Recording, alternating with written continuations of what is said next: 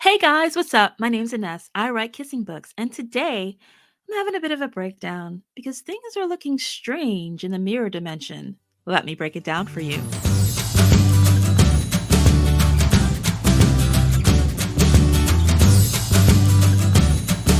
In my quest to conquer the five-part finale, I'm taking on saying Benedict Cumberbatch. Ha! I did it. Today, I'm doing a deep dive on the film Doctor Strange. It has a bit of a love story, though, like most Marvel movies, it's a hero's journey, where by definition, the hero ends up alone at the end so that he can go on another journey. There's barely a kiss, but it tickled my romance bone enough to hold my attention all the way to the end, so let's dive in.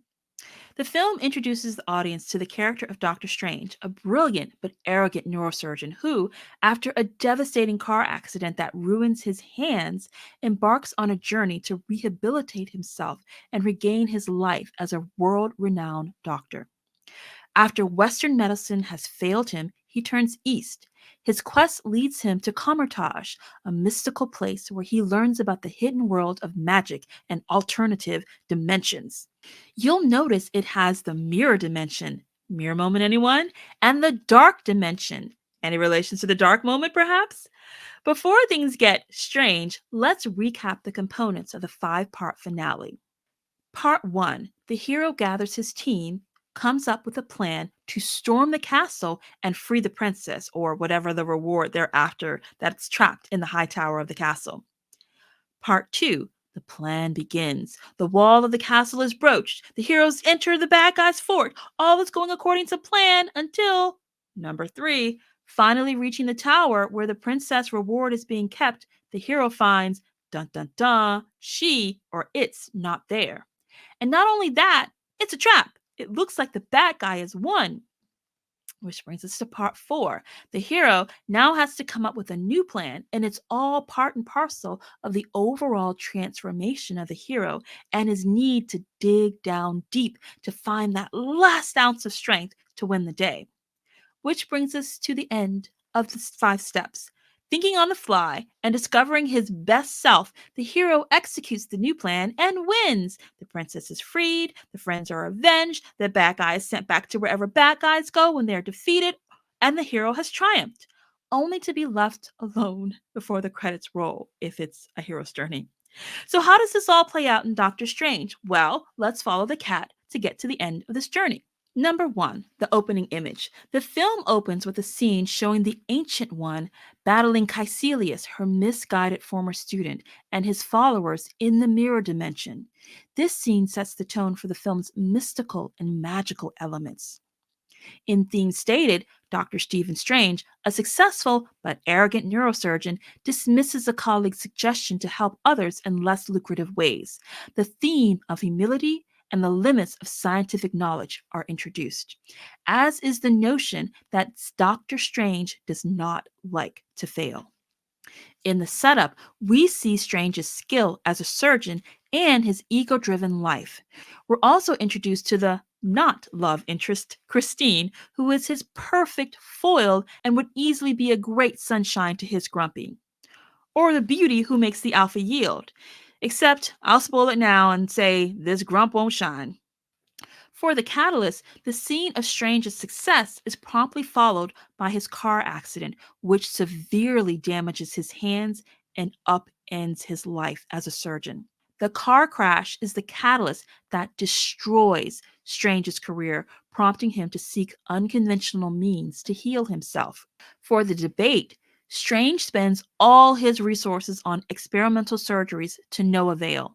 He then learns about Jonathan Pangborn, a paraplegic who mysteriously regained his ability to walk. Pangborn points him eastward, where we break into two when Strange travels to Comertage and meets the Ancient One. He enters the world of magic and mysticism, a stark contrast to his previous life grounded in science and materialism. The B story, which would have been the love story if this truly was one, involves Strange's relationship with the Ancient One in Mordo and his training in the mystic arts.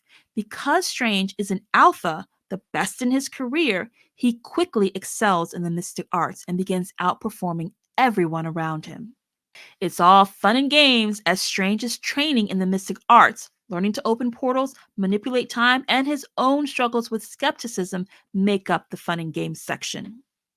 The midpoint is a false victory where Strange, though still in training, successfully reads from the book of Cagliostro and uses the eye of Agamotto, which manipulates time. It shows his potential, but also his recklessness. The bad guys close in when Caecilius attacks the New York sanctum, leading to Strange defending it. The threat posed by Caecilius and his plan to bring the dark dimension to Earth comes to light.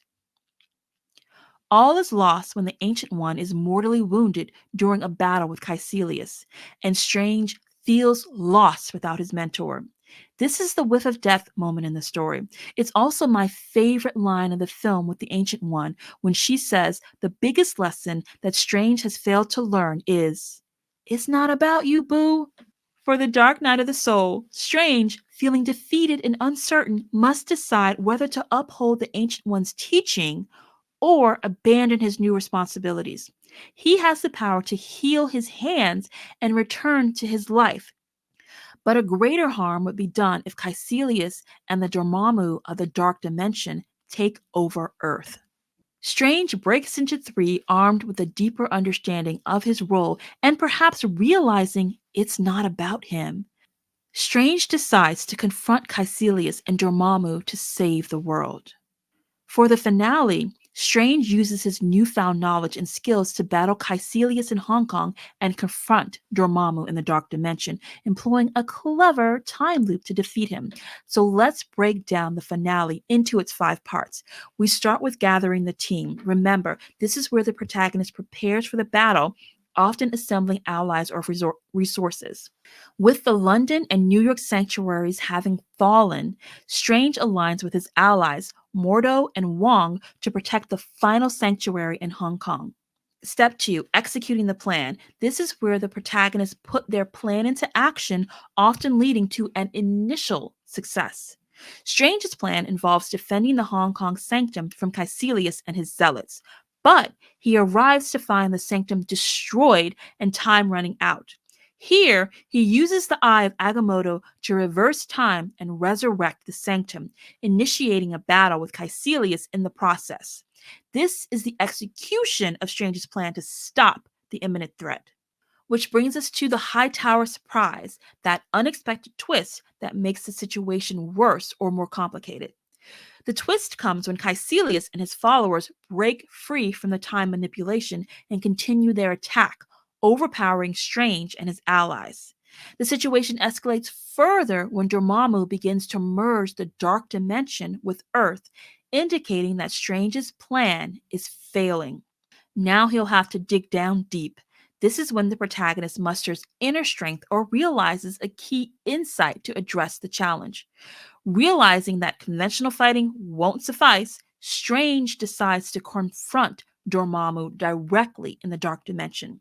His key insight is using the time loop as a weapon against the timeless Dormammu, showcasing that Strange has grown from a self centered surgeon to a selfless hero. Now it's time for him to execute the new plan. This is where, armed with new strength or insight, the protagonist executes a revised strategy.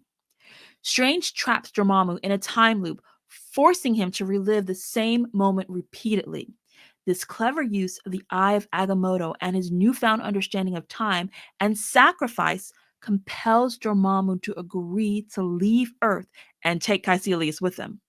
Strange's new plan hinges not on overpowering the enemy, but on outsmarting him, demonstrating his transformation and his strategic acumen. Which brings us to the final image. The film ends with Strange, now the protector of the New York sanctum, fully embracing his role as a sorcerer, a stark contrast to the arrogant surgeon seen at the beginning of the film. One of my favorite components of the Save the Cat method is its scientific nature of the thesis of Act 1, the antithesis of Act 2, and the synthesis of Act 3. Doctor Strange opens with the thesis that knowledge will keep Strange safe and on top of the game. In Act 2, This is disproven with the antithesis in the new world of Kamartaj that all the things he doesn't know about the multiverse and mystical world could kill him.